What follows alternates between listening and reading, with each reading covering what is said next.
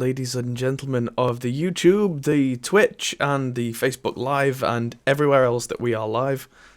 Welcome to the Hop Pole Position podcast. This is episode 19, and I am your host, Adam Steele, and as always, here is my co-host, Mr. Liam Wright. Let's run the intro screen.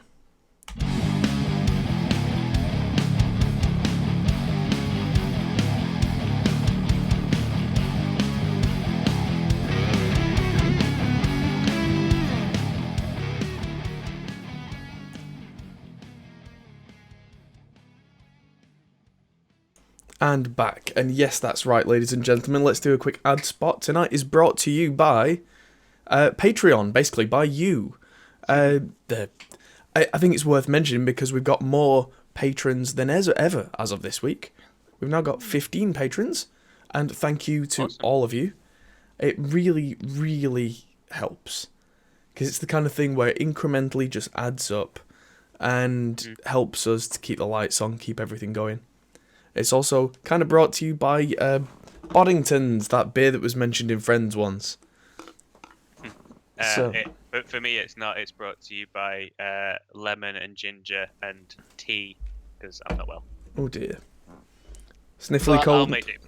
Yeah, nothing major. Yeah. I'm expecting some of that. I think I've had all of them recently because of Ivy.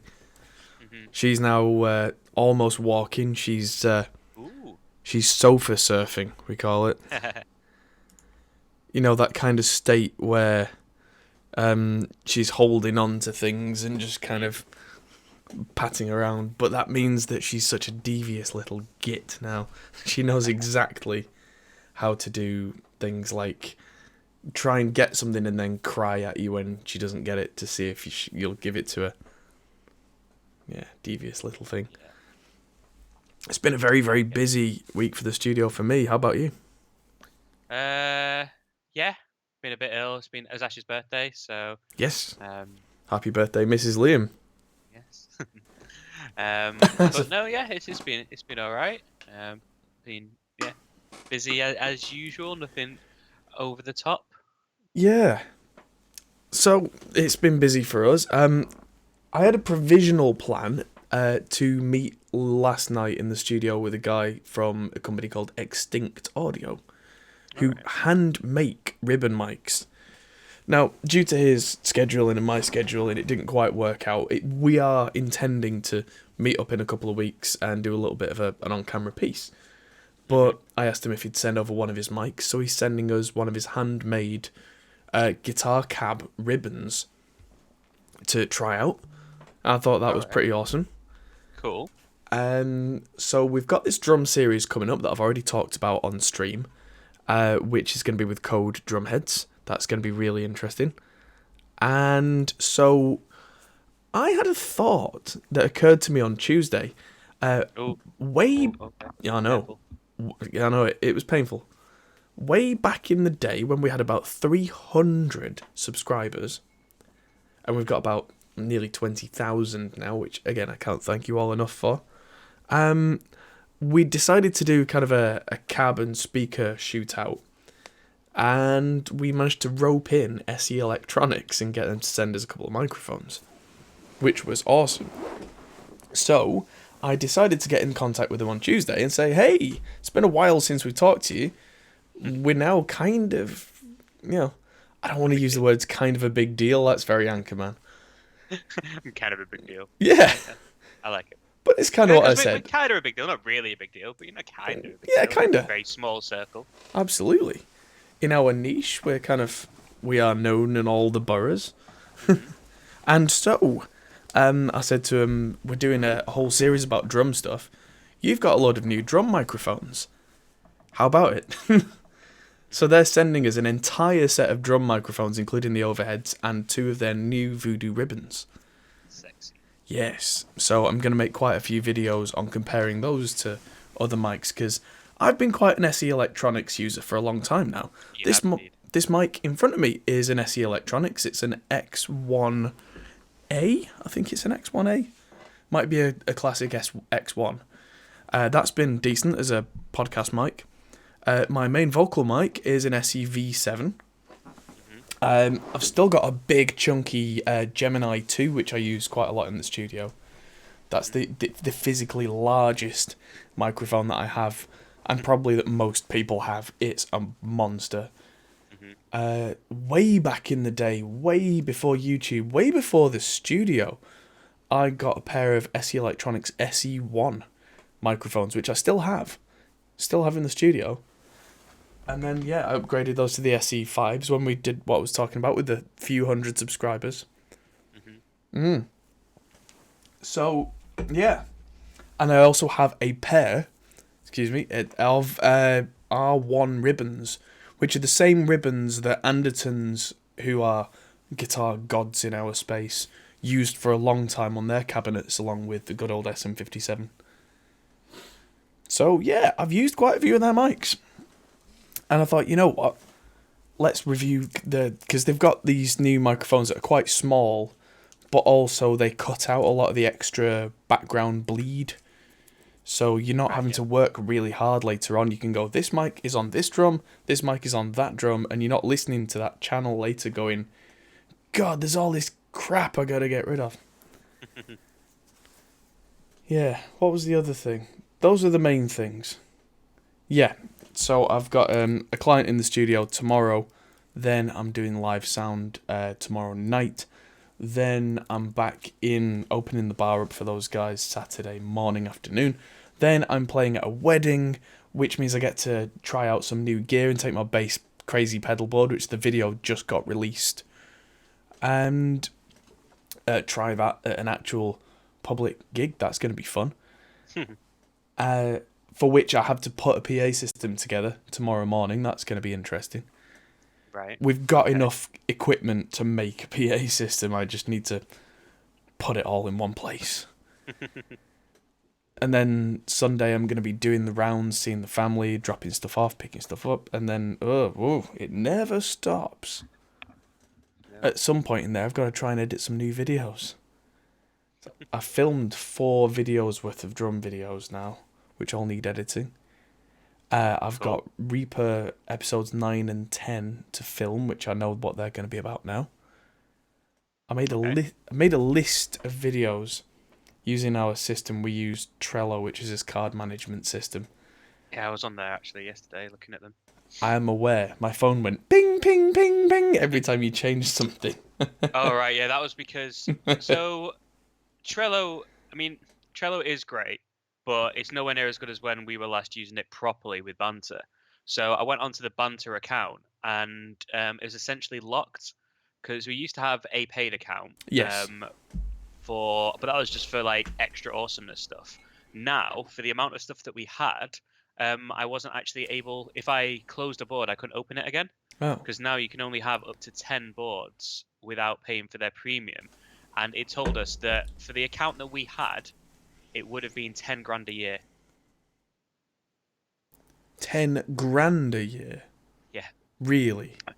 Because of the amount of clients that we had on as on multi-board users. So it's $9.99 per user now. Right. Whereas before it definitely wasn't per user. Which for me kind of makes it redundant, because then it just goes back to, why would you not use other pieces of software that are actually better than Trello? Like, there's so many other agile pieces of gear that are a similar sort of price per user. I mean, they have upgraded it to have a few more other things, but I think the reason why people like Trello is because it's really easy and simple. So making it so there isn't, like, the free business account now doesn't allow you to have guests that are on multiple boards. You have to pay for those. So I went through, in order to make some new boards for some projects I'm working on, I had to go through and remove pretty much everyone, like all the old members of staff that, to be honest, don't need to be on there anyway now. And also like old clients that are on old boards, which again probably don't need to be on there. But it was an absolute nightmare. So I couldn't do anything. The account that we had. So now apparently it would be for what we would actually use would be still 300 quid a year. Whew. Which I thought was a lot for what you. I mean, it is good, but yeah. Yeah, I don't pay for software very often because I'm quite stingy, and when I do, it's got to be good. Yeah, I mean, it is good. It's just there's a lot of competition, and for me, it feels like they've just moved themselves into an area where you're now asking questions about whether it's worthwhile. Whereas before, like, it was a no-brainer to us. It was just whatever it was. It was like, yeah, that's worth what we're getting from this. And it was almost like we just wanted to support Trello basically because it was a good piece of kit. Whereas now, yeah, it's as expensive as like what was the one we used to use?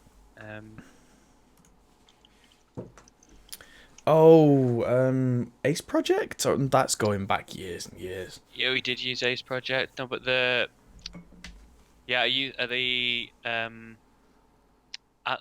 don't know how to pronounce it, but Atlassian. That's like the big agile one. And then there was another one that we used that was like their equivalent that was just a little bit cheaper. Right. I can't remember what it's called now, but it's quite big.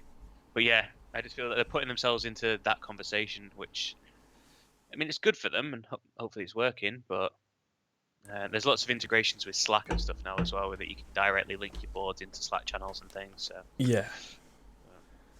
So you can get more notifications to ignore. Yeah. Another video that I not a video, a project that I agreed to do. No, two. One that I talked about this week with a company called Defied, who, if you're a fan of Slate Digital stuff, and everybody knows I am, I keep banging on about them. There's a plugin in their virtual mix rack by Defied, which is a compressor, and they're really cool. So they're sending me their new Tone Spot Electric Pro to play with, make a demo of, and make presets for them to go in the next release of the plugin. Oh, cool. Yeah. So, branding. Yes. And Jeremy from Donkeys and Demos is now an official Line 6 artist, and he wants me to make IRs, impulse responses, of our Zillacab specific IRs, where he's going to give me exactly what he wants, this mic here, this mic there, where he's going to come up with it, because I physically have them and he has all the virtual versions of our stuff. And then we're going to go 50-50 on the revenue. Sweet. Yeah, so he's going to sell them through the Line 6 Helix program thing. And I just kind of went, yeah, sure, great, sounds good. So it is quite fortuitous that I'm being sent lots of nice microphones to work with that will perfectly coincide with that. And as I've been talking to people about, I had this drum idea about different sized rooms. The idea was to do like put a set of drums in the vocal booth, then in the meeting room and the normal live room. Yeah, you were saying, yeah. And the other one was in a big venue. I was talking to Christian about it, and he's like, hey, you want to do it in a big room? We've got a warehouse, like one of the chicken warehouses, because his family are chicken farmers. Yeah. And it's going to be empty between this day and that day. So we can, record in the biggest room ever. That's pretty cool. Yeah. So that's kind of silly and kind of awesome all at once. So yeah, gonna do that. Nice. Gonna play drums in a chicken shed. So when's that? In a few weeks, middle of October. Alright. And Chris is also on holiday most of that month, so he's gonna come and help me and be my camera op for that. Cool. And yeah. So we're going to take some of the Audient gear. I'm not wearing it right now, but Audient sent me a funky t-shirt.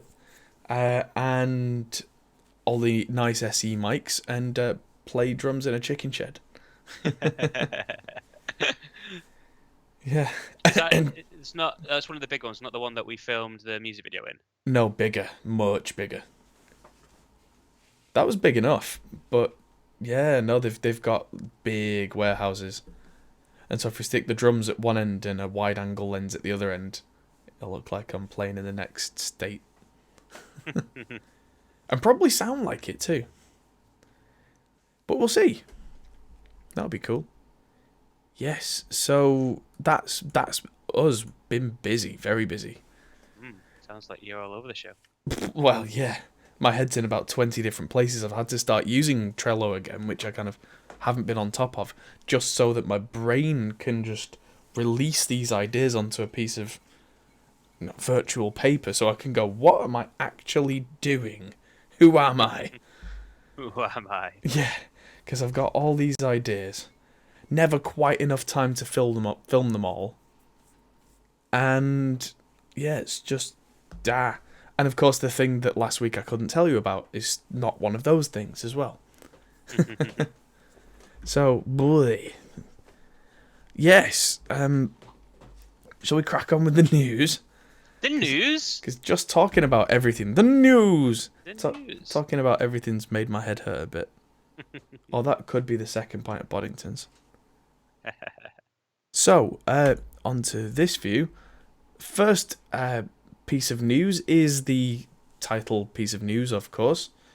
And that is that YouTube are changing their loudness reference. They're actually going quieter. Right. Not by much, by a dB or two, but they're completely changing the system that they use. Because you may be aware that for some years now, if you put a video or a piece of music on YouTube or Spotify or iTunes or most of the providers, it will get turned down. Right, yeah. Yeah, so they all kind of match. So making your song super, super, super loud and compressed and limited and dead doesn't make it sound any better, right? Mm-hmm. But there are different measurement systems, and a lot of these companies haven't been declaring what their measurement system is. They haven't been very clear. Some of them have. I think Right, okay. Tidal specifically said they're using the LUFS scale, which is, as far as modern mastering engineers seem to be concerned, the one to use, because it's quite clear on what it is. The loudness units are over a certain set of time. It's to do... It evens it out, so if you've got a really quiet song, but in the middle you go, bang!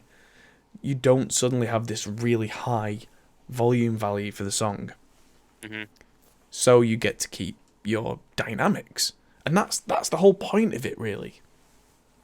If you want to have a song with dynamics in it, that should be fine. But if you want to have a song that doesn't have dynamics in it, like a rock track, that should also be fine, but they should be judged equally. And that's where LUFS works really well. Okay. And so, YouTube have finally decided that they're going to change whatever the heck their system was to LUFS. And they've gone with the standard of -14, which is the same as Tidal. It's the exact same level, and Amazon Music. Spotify are a little different still. iTunes are a pain in the backside. It's one of the problems at the moment is all these companies can't agree with each other as to what the loudness value should be, even though they all agree there should be one. Mm-hmm. That's a pain. But Yeah. I think the fact that now 3 out of the major 5, I think it's the major 5, three of them now decided, okay, we're going to use not only the same measurement system, great, we're going to use the same value, double great. So hopefully that'll over time convince the others to go, you know what, let's just all do the same thing. Make it a standard. Because standards are good, because standards mean that mastering engineers know what they're supposed to do. Yeah. Because the argument that you get from a lot of modern mastering engineers, and I believe rightly so, is the loudness war, as it used to be, is over because everything gets turned down now. Nobody buys CDs anymore. They all listen on streaming services, Spotify, whatever. Mm-hmm. And these streaming services, if your music is too loud, if it's too compressed and crushed, they take the average of it and just turn the whole thing down. Yeah. So you just sound crushed and lifeless and quiet. You may as well have not bothered with all the crushing limiting, have the actual volume that people hear it at be the same, but still have that punchy dynamic thing when like the drummer hits the drums. It doesn't come across like it's actually got hit to it. Mm-hmm. It's funny, some of the best sounding stuff genre aside for a minute, because people will disagree on genre till the day we die, some of the best sounding stuff to me is music from the early 90s. Like, you get something like Nevermind, you get Smells Like Teen Spirit by Nirvana. Yeah. It's quieter on record than something from 2009, say. But if you crank if you crank your sound system to match, it will blow you away. It will completely knock the other song out of the water, because the kick drum hits you in the chest. Everything is clear. As soon as it goes down to that quieter verse, you feel it get quieter. Everything's there. The dynamics hit you, because early 90s, they'd got to the point where mixing engineers and recording engineers had figured out a lot of the technical stuff so that everything sounded really good, but they hadn't got to the point where they'd been trying to go louder, louder, louder, louder yet.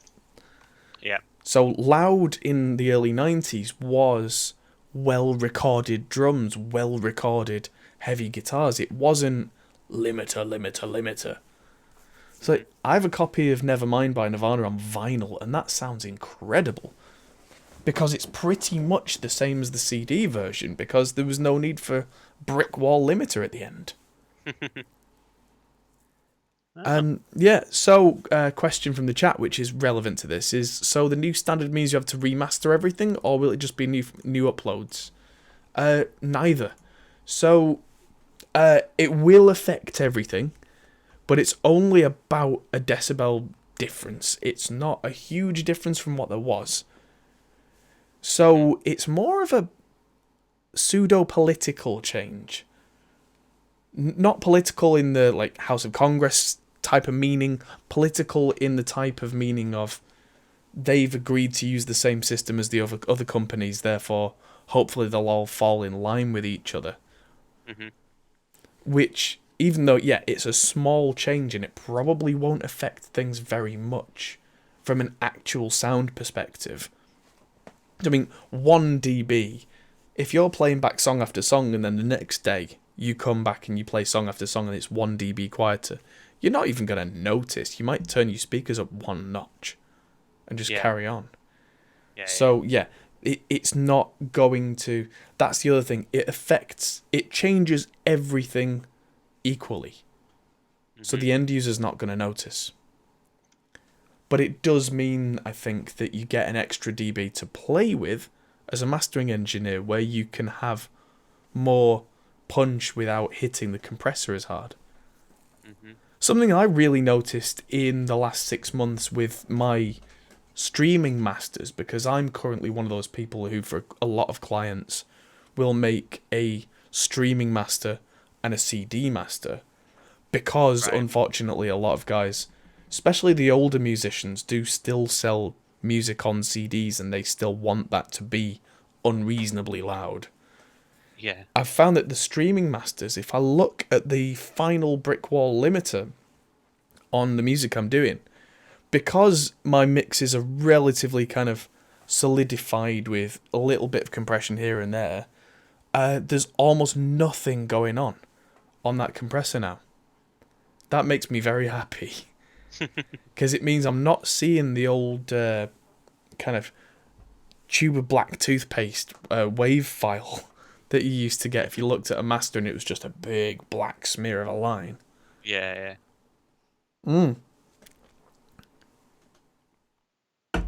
So the more companies decide that they don't need it to be absolutely slammed, the more our wave files look like music again.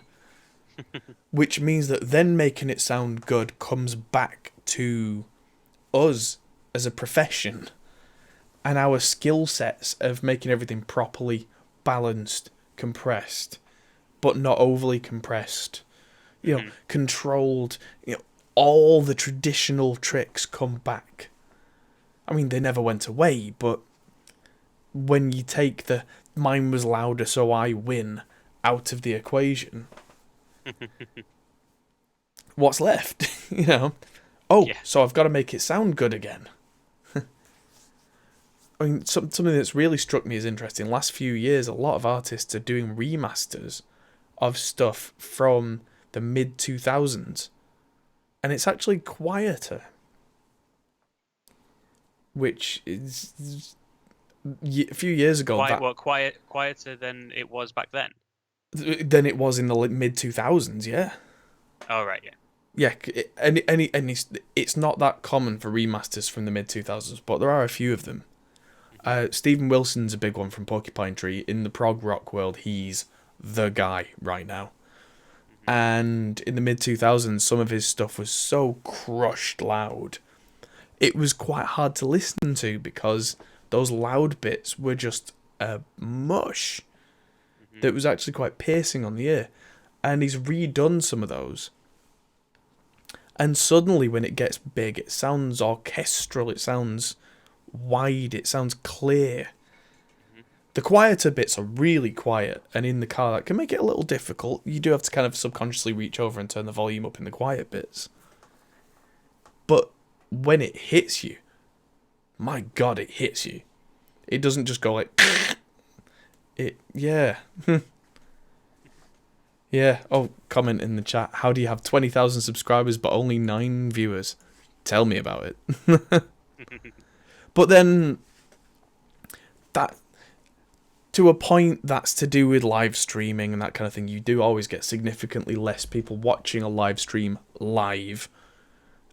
It's the type of content as well. I mean, we've been through this a few times. So all of our videos get watched all the time. It's not the most recent video. So as Adam was saying, like videos going back to like 3 years ago still get watched today because they're all still relevant. The content that we create isn't content that is of a moment. So people subscribe to the channel when they watch something, and then they'll maybe subscribe when they've got a similar sort of problem. So there may be 20,000 subscribers that are interested in audio recording, but potentially only some elements of it where they feel they need help. So they might feel that might be a really good engineer but needs help with drum mastering. So any of the videos that we do on drums, they're interested in.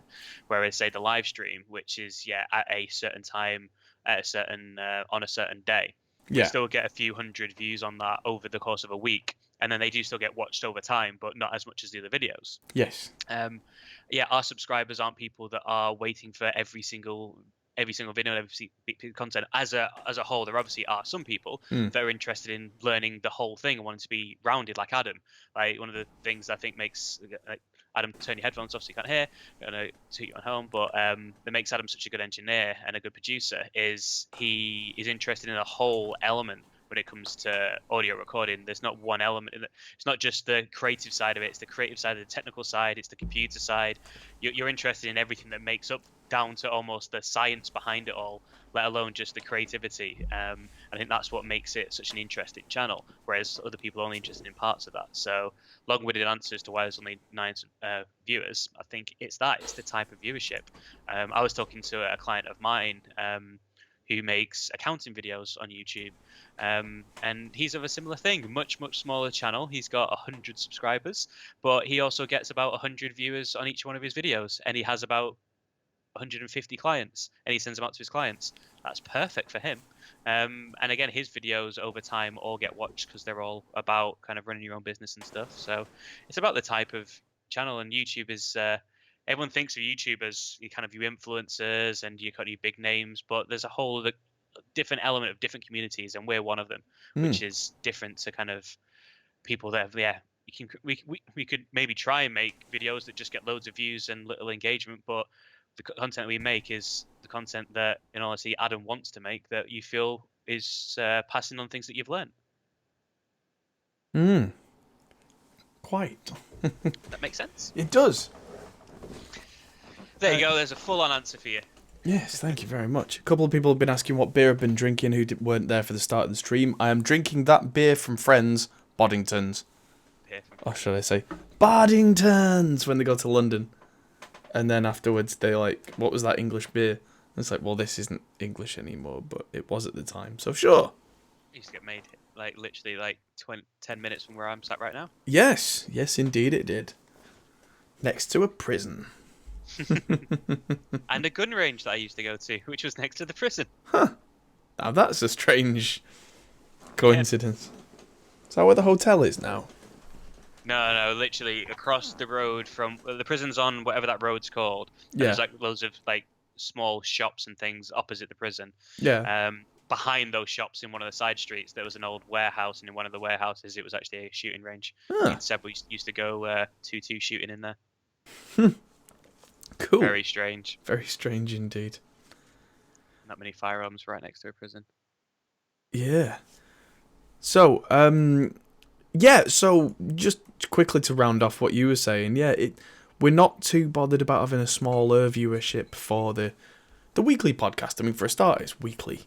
But we do want to kind of garner I suppose the words would be hardcore fan base. I mean, it's perhaps not the right words for it, but any successful creative outlet has, thousands, hundreds of thousands, millions of people who've seen some of it.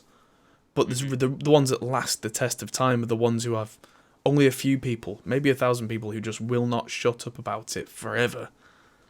And that's kind of part of what we want to do, is we want to appeal to everybody, but we certainly do want... Oh, sorry, I pressed the seat button. Going down. We do want to give back to the people who really believe in us. Oh no, you're not derailing the show. It's an interesting topic. I mean, the other thing I'd say is we are planning to grow it. We're putting a lot of time and effort into it, and I think one of the things that there's so many things, because we've been involved obviously with banter and with the studio for years, where someone was talking about TikTok. I think it was Gary V, and was telling people that you should invest in TikTok now because it's got the potential to be huge. And we're linking back, like we had our YouTube channel, our other YouTube channel, we used to do interviews with bands on, and this was years and years ago, and we only had like 500 subscribers on there. But this was back at a time where 500 subscribers wasn't a small amount, and it was because it was growing week on week, and we weren't seeing any value in it. And obviously, we were earning more money in other areas with the studio and with the agency. So we decided just to call it a day on that, because it was more just an excuse for us to go to gigs for free. Yeah. But we didn't realize that if we'd carried on with it at the time we were doing it, that we could have had a very, very big YouTube channel doing what we did there. But you just don't know. So no, hindsight's a wonderful thing. Yeah, and you just got to invest in it. So yes, there might only be 9 people watching right now, but we know that there's several hundred that listen over the course of the week and then on the other platforms. And hopefully we carry on doing this. And if you guys feedback for anything that you'd like to see improving on any of the shows or anything, we'll do that, and hopefully it will grow. Oh, that's interesting. One of our viewers, one of the things that got him was one of the 3-hour live mixing sessions. God, I wish I had the time to do those at the moment. 3-hour anything is just like, ugh. That's what children do to you guys. But yeah, oh, there we go. Yeah, I had a quick question from David Ross about free versus premium plugins. Should I wait till the end of the show to ask about that? If you would be so kind. If you think of any questions to ask us, we do usually do a question section at the end of the show. Just write them down maybe on a notepad or a sticky pad, and then when we come to the end of the news, fire away. So, yes, loudness, YouTube. I thought that should be the headline, because not only did this pretty much come out today, this article's from Ian Shepherd, who's a very well-respected mastering engineer, from yesterday. So, yeah, this news hasn't properly broken yet, I don't think. And it's only real nerds like us that'll care. So, moving on. Just a quick nod for this one. TC Electronics, who are they make some pretty cool pedals, TC, although they are now owned by Behringer, which is interesting. I'm just going to try and...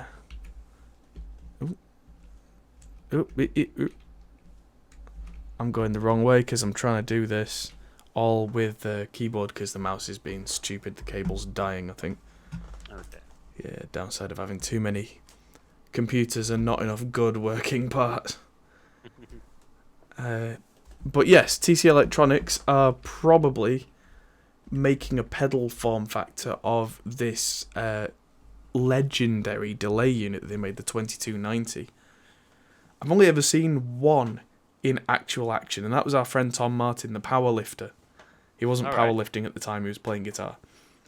But this was a rack unit. It was 2 rack units.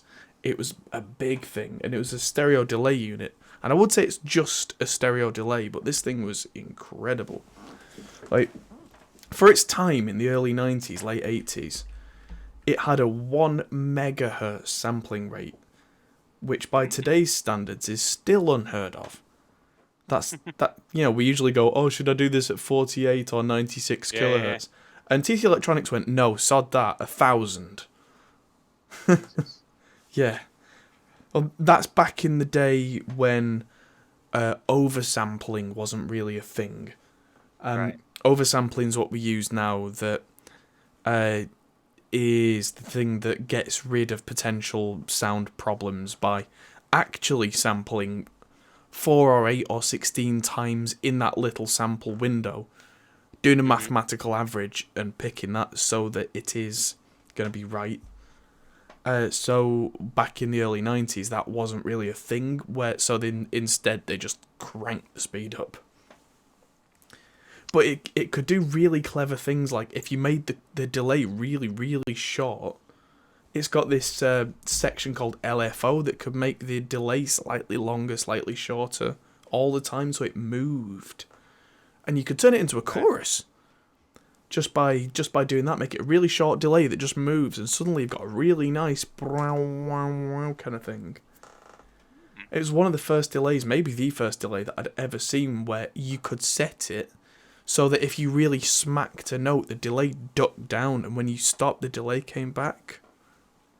Alright. So a lot of the big name hair in the wind guitarists, the big shredders of the time, they loved this thing because they could go absolutely bananas on guitar, but as soon as they held a note or just let it go, the delay would just come washing in.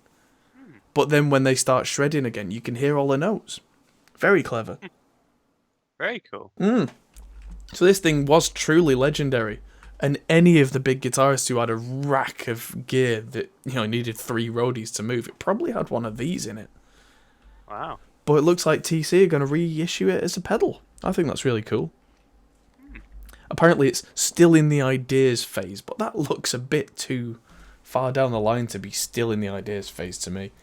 Yeah. Just a little bit, doesn't it? Yeah. So hopefully that'll be coming very soon. So let's just... watch this space. Yes. So, next up, because we're talking gear for just a couple of minutes, Blue Guitar, which is Thomas Blug, who's a very famous guitarist in his own right, made this kind of stompy big pedal called the Amp 1, and it's been very successful. And it's kind of a tube-based preamp, and it's got a 100-watt power amp all in this pedal. So you take that, you plug it into a cab at a gig, and you go. Wow. But now they're making a metal version which has got more gain, onboard boost, proper noise gate inbuilt. Yeah, more gain, more noise, more. And a lot of guitarists have said that they really liked the one that was already in there, and it's a 4-channel thing as well. It does like clean, crunchy, and now it does metal. Metal. Yeah, proper metal. And yeah, so there's a video demo. It's $849 for this thing, so it's not particularly cheap. But you don't need a separate power amp or anything. You just plug it into a cab and you go. But if you want to unplug it from a cab and record silently, like you would with a modeler, you can do that. But it's not a modeler, it's got actual like mini tubes in it. So it's really, really nice for what it does. And yeah, Thomas Blug was one of the... I think he worked at Hughes and Kettner for a long time, who are pretty big. Yeah. And he's also just an excellent guitarist, so he's a tone freak, so he's not just doing this... It's not like a signature edition thing where he's put his name to it either, he's actually the engineer on it. Alright. So when you've got a proper tone-chasing nerd who is the engineer, yeah, that's going to get you somewhere. Which is why people have been saying it sounds so good. So, moving on from that, something that I caught earlier, was Soyuz, a Russian microphone maker. And they're making this interesting little box called the Launcher that's apparently supposed to give you a dynamic mic sound. And I wasn't sure if I felt like this was snake oil or not. Okay. Yeah. Yeah. Well, the thing is, it's apparently got a transformer in it, which I can get behind, and secret analog circuit. Now, that's a picture of it in the middle of it. Secret analog circuit. Well, yeah. But there's a picture of it, and it's a transformer. That's what it is. There's nothing else in there. It's just a little box with a transformer in that'll make it louder and make it sound like it's been through a big ass transformer, which is cool. But reconnecting. How is there a poor network connection? Oh, hello. Ah, come on, mouse, work. Ladies and gentlemen, the entire show is being brought down by a poor mouse. There we go. Oh, there we go. There we go. Hello? Hello. Lost you for a Hello? second there, but we're good. Yeah. That was weird. Right. Yeah, so the second link that I gave you there is actually their website, which is a nice little website. Someone spent some time on this. But it says it's no ordinary box. There's a lot of marketing fluff. And the thing that, especially seeing the inside of it, really... Let's just have a listen. They've got a mix of something that they did without the launcher. Let's just skip ahead.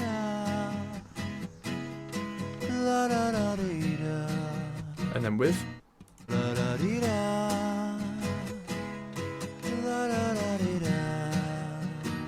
And it does sound noticeably nicer to me, because big transformer preamps to me do sound nicer. They do. It's a big piece of iron that your sound goes through. It makes it sound nice. But for a long time, for years, I was convinced that the thing that I was missing in the studio was that big transformer sound. And there weren't plugins that did that. There were plugins that did distortion. There were plugins that did preamp drive and basically emulated the entire signal channel of a preamp. Which, if you look at the inside of a preamp, which you've done with our BBC gear, there's a lot in there. Yeah. And each bit has a small effect on the sound, and I was thinking, I don't need all of that. I have already got these nice preamps that do all this stuff. I just want transformer-ness. And then Kazrog came along and made the True Iron plugin, which is very fortuitous because I was already friends with the guys at Kazrog, and that was through their Thermionic plugins, and they made this, and it's on every mix that I do now on a lot of channels. Right. It does what that box did, but just virtually instead of actually. Which means that after the fact, I get some control on how much of that transformer drive that I want. And it doesn't sound that different, which is why a lot of people are like, I don't get it. Why would you do this? But you have this on every track, just adding a little bit of zing and a little bit of warmth and a little bit of that thing. Suddenly your track just sounds great. And having big transformers being driven, it's something that defines for me a big vocal sound, and it's something I wasn't aware of until only a few years ago that was it. I had suspicions, but yeah, if you hear a lot of big vintage vocals that just sound huge, it's because it's the same mic that everyone else has got, but it's on these massive mixing desks that have these big transformers on every channel. When the mixing desk costs like £3,000 per channel. Yeah. So by the time you've got a full-size mixing desk, you may as well have bought a house for that money. Well, seriously, you ever see the Sound City film? Dave Grohl made. No, I haven't, no. even as a guy who's not a proper audio nerd, I really recommend it because that's the studio where all the stuff like Nirvana's Nevermind was made and Fleetwood Mac's Rumours was made. All right. And yeah, there was loads of stuff made in Sound City. But they had this Neve mixing desk, and it was one of the best Neves, even for Neves. And the guy who bought it, the studio owner, bought this mixing desk, never showed his wife the receipt because it cost as much as their house. Oh, really? Yeah, really. Not kidding. Like somewhere in the range of 300,000 to 400,000. Wow. Yeah, that's the thing. Like, I'm not kidding. 4 grand a channel, times a big mixing desk. Wow. Yeah. But they made albums like Fleetwood Mac's Rumours and Nirvana's Nevermind and stuff like that on that. Safe to say it paid for itself. But just woof. Especially in the 70s, though, when that desk was made, people paid big money for studios because you couldn't get that sound any other way. You just went into a big studio, you paid them a lot of money, and then you sold 1 million records, and you had more money, so fine. And Martin just absolutely nails it on the head. So, Rack of Neves or True Iron? Guess which one I went with? Yeah. So that's the thing. I think it looks like a really nice box, that Soyuz Transformer box, but I won't be buying one. No. I mean, if they want to send me one for comparison, that'd be an interesting video to add to the mountain of to-do list videos. And I might be pleasantly surprised, hey. But yeah, I've got something that does what I want in the meantime, and it's actually got 6 different Transformers in there as well, which are all rather nice. So, moving on. This struck me as interesting. Ninja Tune, who are a big electronica label, announced their own Zen Delay effects unit. So, how about that? Like an electronic music label making their own electronic music centric delay. They're not a tech company, or at least they weren't. They are now. Yeah. And it struck me as interesting because Ninja Tune released a Mr. Scruff album, Ninja Tuner, which is how I remember the name because he's very silly, Mr. Scruff. Mr. Scruff is a Manchester-based kind of chill-out electronica-ish, I think that's how you describe it, artist. Mm-hmm. It's not chill out in the traditional sense. His music is used in films and TV and in sync a lot because it was the proto YouTube stock music. Before YouTube stock music was a thing, you listened to this music and you went, this is really cool. This could fit underneath anything. Yeah. And yeah, so whenever I watch any of the local BBC News or even the national stuff, quite often on the cutaway pieces, they'll want something that's a little bit upbeat but not overly aggressive to go behind stuff. It's usually Mr. Scruff. There was a Mr. Scruff track given away with Windows Media Player as well. I think it was Windows Media 10. All right. Yeah, called Kalimba. And that was on the Ninja Tuner album. Which is what struck me as interesting, that Microsoft gave that away with every copy of Media Player for years. I don't remember that. Yeah, you'll find a copy of Kalimba on Windows 7, or it might be Windows Vista, or both. Because it was Windows Media Player for a long time. Nobody ever listened to the stock music, but whenever I wanted to test something, I'd be like, oh, Mr. Scruff, what? I don't have this album. I did go out and buy that album because of that, actually. Oh, really? But I already owned 2 Mr. Scruff albums, so it wasn't a very far leap for me. It's just like, oh, he's got a new album. How is this on Media Player? Cool, right, okay, buying that then. Yeah. So, yeah, Cold Cut, Ninja Tune, so it's a heavily filtered BPM synced delay with... It's not got foot switches. This isn't a stomp box.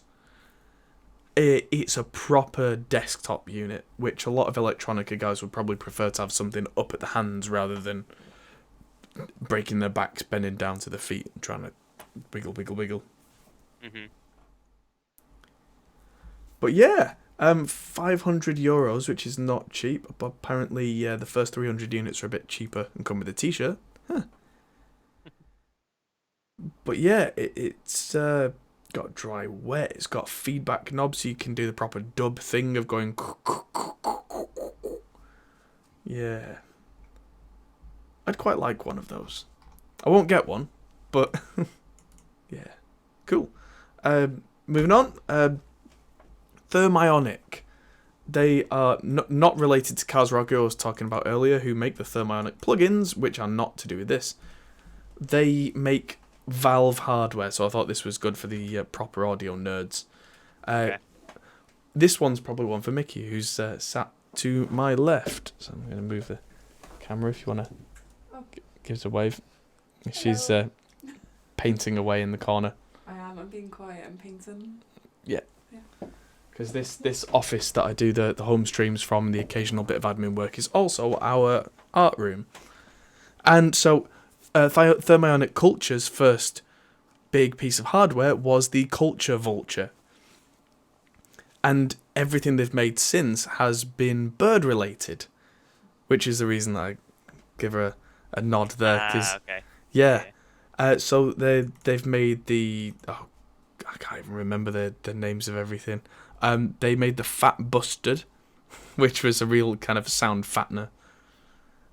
They've made quite a lot of stuff, but the newest one is called the Snow Petrel. And it's an all-valve, 2-channel mic pre, where, yeah, it's proper, not got a valve in it. We're talking every stage will be valve, knowing Thermionic Culture. Which means this is not going to be cheap, but it's going to sound good. Yeah. Yeah, the Culture Vulture was the thing where if you wanted a track properly analog distorted over the last 15, 20 years, you got one of those and you just drive it through that. And it would just sound great. Yeah, so apparently they're making a valve-driven preamp now. Let's see so it's got the obvious gain switch, of course. Pad in case you need it to be less driven. An air knob. Interesting. That will be to do with not necessarily just an EQ, but that will be to do with how the transformers react with the sound, which is quite a different thing to just turning up an EQ, because turning that down can actually make sibilance in a sound just be less because the microphone reacts differently. Or the other way round, you can actually make a brighter, poppier sound just by changing the way that the circuit reacts with the microphone, which is really quite cool when you think about it. And then there's a trim at the end, which means that's a clever little feature. An output trim on a valve preamp means I could drive the microphone a little bit more to get a bit more warmth, a bit more grit, and still not clip all the digital stuff. So I can use the trimmer to back that off at the end. Very nice. So this is a proper valve preamp, but for a modern digital age. And you can completely remove that trim, apparently, so you can use proper, like, really quiet ribbon microphones and stuff with it without getting any hiss. Alright. Yeah. And it's not cheap. £2,700. Yeah, that's a fair bit, but, I mean, if I had money to spare, I would probably get one of these. Just one, I wouldn't get like 12 of them for 24 channels. But a lot of big studios do stuff like this, where if you want a certain vocal sound or a certain bass sound or a certain guitar sound that's got that mojo that just isn't replicatable by clean preamps and all the clean stuff, you get one of these, you put your mics through it, and you're done. And yeah, it can be that instant fix almost if you've got quite a cold sounding amp or a cold sounding singer. Maybe they've got kind of quite a nasal voice and no microphone that you've got is fixing that. Maybe you get a Valve preamp that just warms that up, that kind of thing. Mm-hmm. But with Thermionic Culture stuff, it's really solidly built as well. That's never going to break. Okay. At least not within my lifetime. You can So, try. from the expensive Valve stuff to the expensive not Valve stuff. So, Moog, whatever you want to pronounce it, is reissuing its one of its modular synths. The Model 10, which I've just skipped down. The big modular synths, you might have seen the ones at the size of a wall. These big, massive things that have cables from one bit to the next and were in the late 60s and early 70s making those classic bleep bloop sounds. Before proper dedicated synth keyboards with all the bits inside were a thing. You literally just had a wall full of circuits and you just connected this circuit to that circuit. But yeah, the Model 10 was kind of an in-betweeny thing where it could fit in a suitcase type size, but it still had that modular idea behind it. Yeah. And they're pretty cool. It uses 130 watts of power for this little thing, so it's going to get warm pretty quick. And yeah, it's a proper synth nerd's dream. They're not cheap, even compared to the Thermionic Culture stuff. $9,950 for this little suitcase. Whoa. Yeah, this is serious, like, synth playing top level lawyer money. Wow. Like, unless you are a top dog keyboard player around the world, you're not going to be able to afford that. Yeah. Yeah, just. That's a lot. But from the ridiculous to our last and finally, which is the truly ridiculous, Analog Solutions unveil the Colossus. Look at the size of this mother. Whoa, that looks pretty cool. Yeah, so compared to the last one, this is absolutely massive. Analog Solutions apparently don't copy other synth people. All their synth bits are their own designs, so they sound like them. Cool, good for them. And there's a design at the bottom. You see these little bits where it looks like a game of battleships? Yeah. So they replace the traditional kind of jack-to-jack cables everywhere thing. They're very clever. There was a company made the VCS3 synth in the early 70s, which was that kind of idea, where you just drop a pin into one of those holes and it's a matrix, so it connects the one on the left to the one on the top. Mm-hmm. So you can just drop a few pins in to connect things rather than having to have cables absolutely all over the show. Mm-hmm. Very nice and neat to still do that fully analog connection thing. Mm-hmm. And there are two of those matrices on here, one that's just for the voltage control and one that's actually for the audio routing. And there's all these massive banks of oscillators and filters and God only knows what on here. It's got 4 audio outputs on it, so maybe it's for quadraphonic or just, I don't know. Yeah, that's bananas. But this thing looks absolutely beautiful. There's not been a confirmed price yet, but it's currently estimated to be over £20,000 per system. Whoa. Yeah. So this is like, hey, you got money? No, you not got money. Not anymore. You've got something that looks like a 1940s computer, but you not got money anymore. No, none. No, if I won the lottery, I wouldn't buy one of these because I couldn't afford it. God only knows what the upkeep is. I know, right? But it looks very, very, very pretty if you're Yeah. a nerd. But what I really want to do is have an extra room in the studio where I buy just like second-hand stuff that looks like this but doesn't do anything and is just kind of broke. And just have a mad scientist lab. Well, we have some of that already. We do. A lot of it actually works, but Yeah. But there's work and there's then being used as well. yeah. That old digital desk that we've got that looks cool, but we've never actually even used other than just turning it on and making the lights move just for fun. Yeah. Yeah, we need to do something with that desk. We're in the middle of clearing out the studio as well. That's something we've been doing. I'm going to flick back to the main screen whilst people field us their questions. Because, yeah, I'm going to get back onto tidying the studio because we did a bit and I took a whole load of old cabinets, especially the actual wood of the cabinets, to the skip. So they have gone bye-bye. Saved some of the speakers from them, but the old like particle board that these things were made of was just ugh. But yeah, I've now delivered successfully these speakers out of those old PA cabinets to Zilla.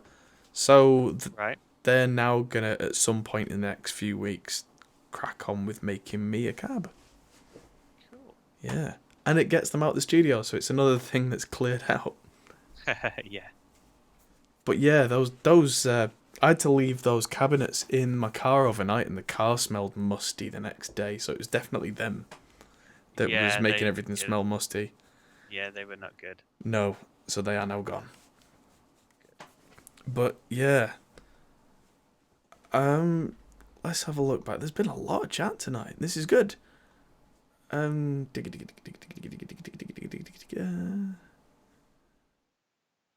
David Ross, his brother found a Moog sauce at a thrift store for $25. That's ridiculous. Finding a Moog anything for $25 is ridiculous. If I remember rightly, the Moog sauce was the kind of the synth that didn't do that well. So, yeah, it didn't do that well, but they sell now for between $1,000 and $2,000. Wow. Well, anything that's got the Moog name on, like I was saying, that's... I mean, it looks like a kid's toy compared to a lot of Moog stuff, but still, wow. Huh. Just going to put that on screen for a second. That's a Moog sauce. Looks like an 80s toy, but isn't. I wonder why it keeps having to reconnect Liam, because he's got a very fast connection, and so have I. That's bizarre.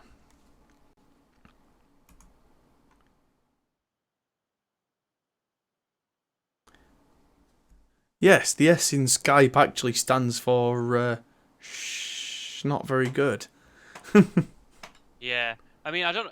It's weird. It's when Explorer crashes. I'm currently, that hard drive, that old hard drive that I said. I'm currently just while we're chatting, just deleting old stuff. Ah. So I'm currently going back basically through our last 10 years of history while we're chatting, which is kind of cool. Yeah. Some pretty cool stuff that I'm finding here, but also a lot of trash, just like the same files over and over again or whatever.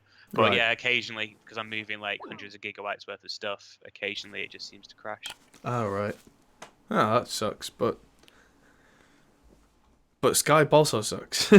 Yeah, I don't know why Skype would crash when Explorer crashes. No. Might see about using Discord video next week and see just about a screen capture or something. That should be better. You can stream on Discord now. You can stream to Discord? Yeah. So you can create a audio channel, and on that audio channel, you can then stream what you're doing. It's only for games, though, I think, really. Oh yeah, you told me about that. It does a game. Yeah, it does a game capture. It's kind of cool. Yeah, what I was after was kind of the opposite, is to be able to bring the Discord video out of that. Yeah, you don't be able to do that. But there's always ways around it. Yeah, not with Discord at the moment. It's quite limited what you can do. But well, if I can hear you, I can patch it through, and if I can see you on screen, I can screen capture. It's not ideal. Okay, maybe. It's not ideal, but it works. They you see that they've ditched their Nitro store. No. This week. Yeah. So they bombed that hard. Attempted to take on sort of Steam and whatnot and Epic and creating their own store, and by signing up to Discord Nitro, you got access to the games, and they said they found that no one was playing them. Yeah, because they didn't have any good games. They did. It was just all the same games that are included in, say, Humble Bundle's library and their Trove, or Origins, or Xbox Game Pass. So if you had any one of those, then you already had pretty much all their games. None of the games were like decent quality games. They're all, yeah, stuff that are already on subscription elsewhere. So that was kind of their big problem, really, with it. But yeah, so because I used to pay for Discord from the very beginning because I loved it when it was a very small company. So I actually have a badge on my account that says early backer or something, Right. just because I paid for it before, basically before Nitro was anything other than just, like kind of give us money if you want and we'll give you a badge, Right, yeah. sort of thing, kind of like a Kickstarter type thing. So I think they're going back to that, and also server boosting. So now you can pay to have your server be better quality and get like vanity URLs for it and stuff. So Cool. going that way instead. Yeah. Right, we've had a very interesting question in the chat from David Ross. Here's a big one. Is there something that the premium software plugins do better than free ones? Does sound quality factor in, and is it noticeable in a full mix? Now, for me, the short answer is yes, but it goes much deeper. The first question is, what are you trying to do with said plugins? And it, like, with an EQ, for example, are you just trying to get a basic EQ to just do exactly what it says and nothing else? In that case, generally inbuilt stock ones that come with DAWs are probably absolutely fine. Generally, and it is a generalization, I find that to make a plugin a paid plugin, it has to have a selling point. Ergo, it has to be better in some way than the free stuff. And then the question is, does that selling point sell it to you? There are plenty of paid plugins out there that I wouldn't touch with a 10-foot pole. There are plenty of free plugins that I wouldn't touch with a 10-foot pole, but quite a few free ones that I would happily use. I try as much as possible. The one that's always been interesting for me is I love the sound of the 1176 compressor, the hardware compressor, the real one. I just think that on a lot of sources it sounds great. And for years companies have been trying desperately to make software sound like that. And especially back in the day when I first started recording with digital equipment like the original Cubase, Cubase SX when it had plugins for audio, their compressors were awful. They didn't sound even anywhere near, not only convincing, but they sounded lifeless. They crushed your signal without giving you any appreciable benefit. It started to make me question the entire thing of, well, what's a compressor even for then if it just makes your signal sound like cack? Then I discovered what the real compressors do. And then at the time, and this is around 2001, 2002, I found that Universal Audio had these cards, the UAD cards, and they had a version of a 76 that sounded really like the original in that it was kind of rich sounding. It made things sound thick, but also controlled, and not in a way that an EQ would do. It's a thing that I then really had to wrap my head around, is why does this claiming to sound like the hardware feel good where the other one doesn't feel right? And especially with the whole world of trying to sound like analog gear, I think that's been the chase for the last 10 years or so, is how close can we get to the sound of the analog thing? And if a company's doing it right, my background is 70s, 80s, and 90s music. My musical world revolves around that. It's a very broad period, but that's me from 1971 roughly to about 1995 roughly is when most of my favourite music comes from, apart from albums that came out in my musical lifetime, which I would then like because of the music rather than necessarily the production. Yeah, I learned as I got older and got into studying music production that it turned out that most of the albums that I loved from when I was younger are objectively better produced than other music. I didn't know why. I couldn't put my finger on it as a kid. I just liked the sound of certain albums better. Mm-hmm. And it turns out I like the sound of nice, rich analog compression and good mixing and proper production techniques and all that kind of thing, which is probably what led me into doing it today. But I didn't consciously know about any of this. But then when I got into digital mixing, I was struggling with free plugins and stock plugins, and they weren't doing that thing. But there were a few companies at that time, Waves notably, Waves were the big boys back then, where they would go, this sounds analog, it cost you $300, but it sounds analog. And you'd hear all the demos, and you'd actually hear it on like Grammy-winning tracks, and you'd go, it's not quite the same, but it's so much better than the other stuff. If I want to sound so much better than the other stuff, I'm going to pay that money. Yeah. And as time's gone on, that paradigm's kind of stuck. The whole subscription model thing has kind of blown it out the water a bit now. And I jumped into the subscription model thing with both feet. I absolutely did, and we talked about this last week. So I'll not go on too much about subscription modelling. But there are times when I'm mixing when I use stock plugins because they're far more appropriate for what I need. Quite often, stock plugins are very processor efficient because they're designed to do a single thing, do it very well, not try and sound like anything else. They're just doing what they're told, nothing else. So one of my favourite examples is, say I'm working on a snare drum.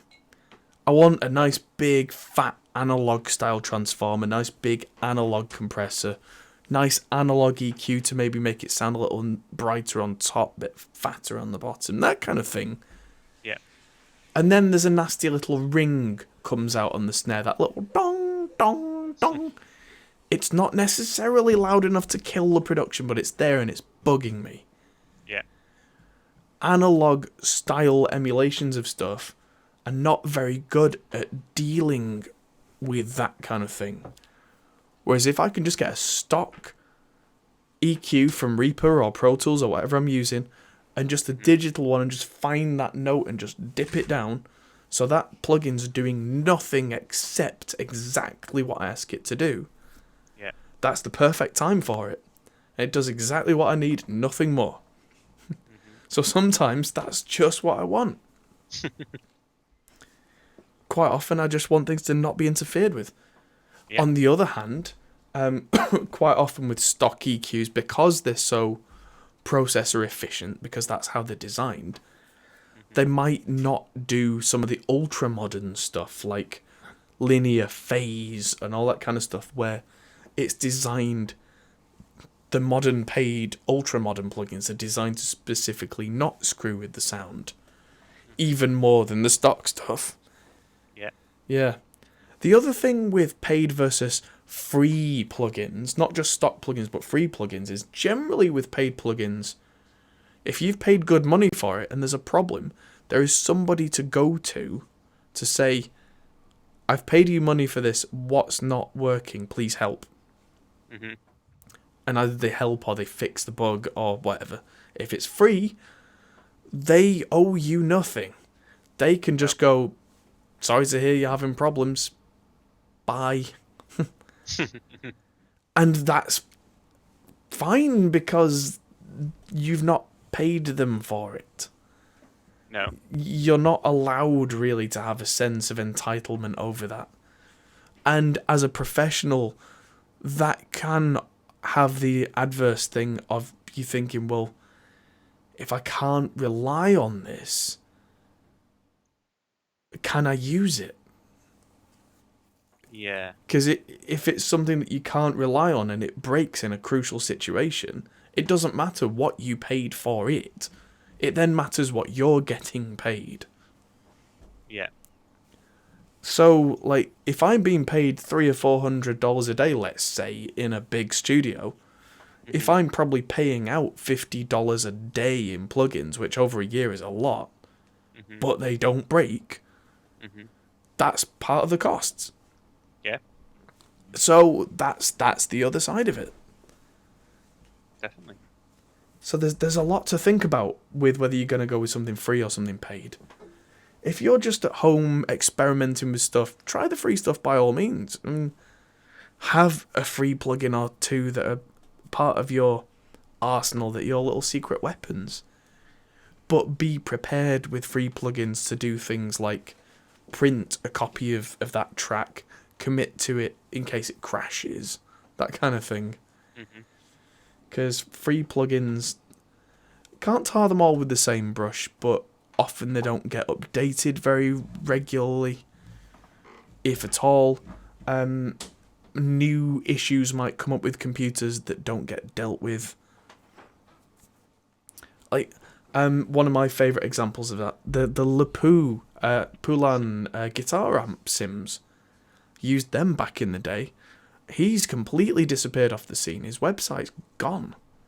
All right.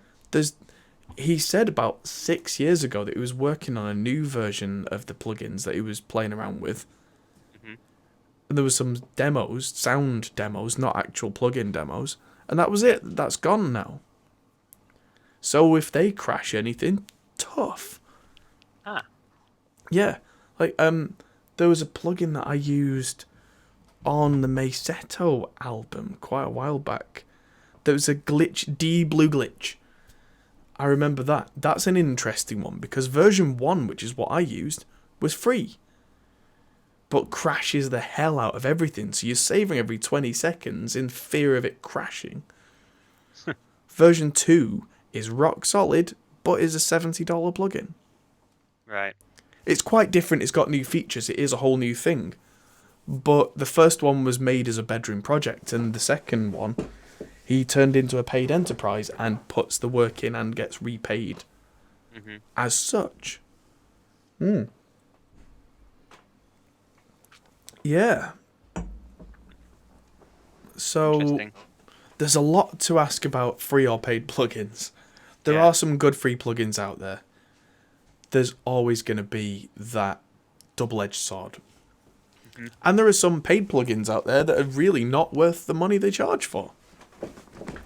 Yeah. I've generally found, as well as a side note, that virtual instruments, you tend to get what you pay for. There are not very many really good free virtual instruments. Yeah. And, I mean, there are some okay ones, and recently there are some really quite okay ones. The really good ones where your jaw drops, you pay. So, yeah, that's definitely a thing. Alright, so, unless there's anything else, any further business? Oh. Not for me, no. Quick one. Is there something a $3,000 hardware EQ or compressor can do better than a $300 hardware or virtual EQ or compressor? Generally, be more reliable. Sound good with minimal effort is the other one. Generally speaking, again, it's all generalizations, I find that expensive hardware turns on every time, sounds like a Grammy-winning record every time. You don't have to do anything to it. You just turn it on, you record, and you're good.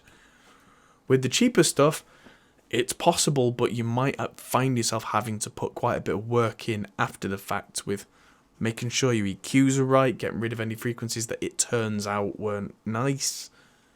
That kind of thing. Yeah.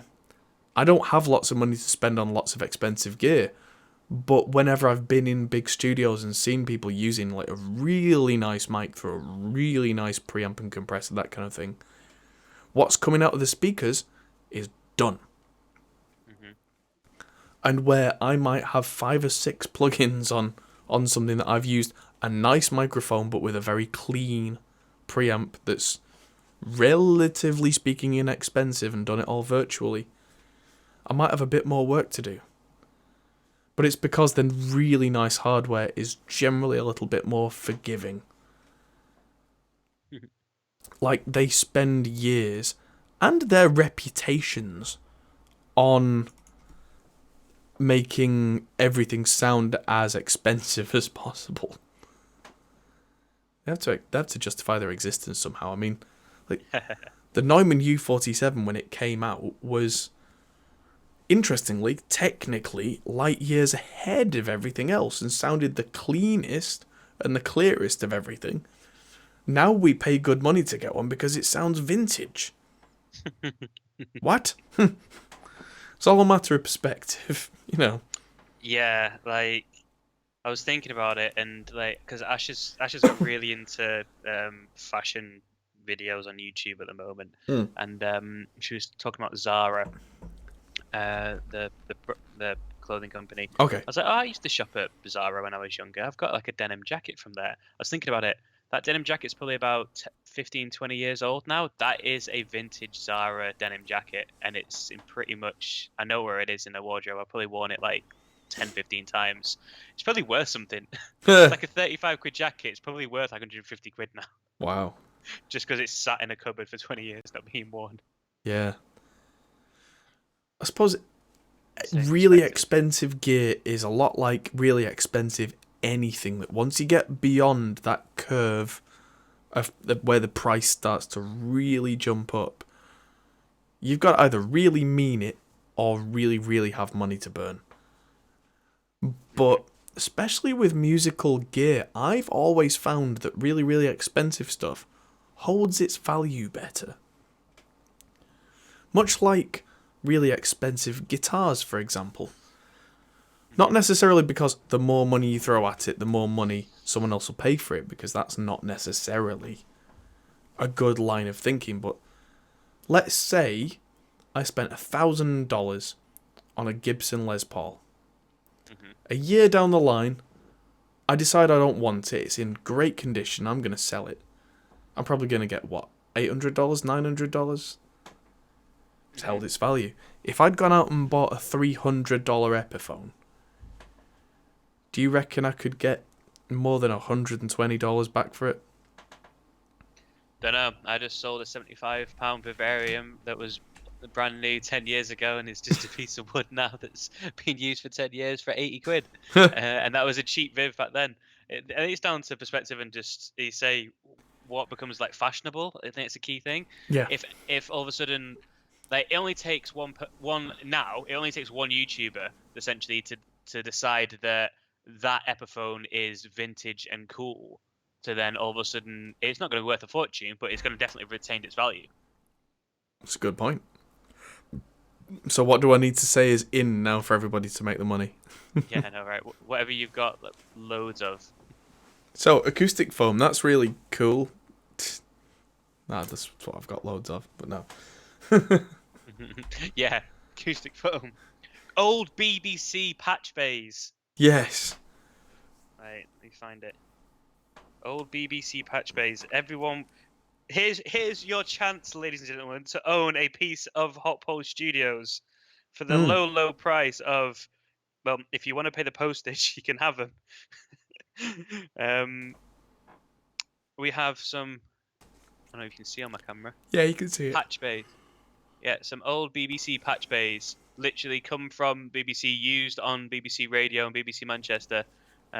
We have a ton of them that we didn't need because you've all heard the story before, but a lot of our studio came from original parts of our vintage parts came from the BBC building when it got taken down, and this was the stuff that we had so many patch bays we didn't know what to do with, and these just got put in the cupboard and stored for the last 5 years. So we're trying to get rid of them.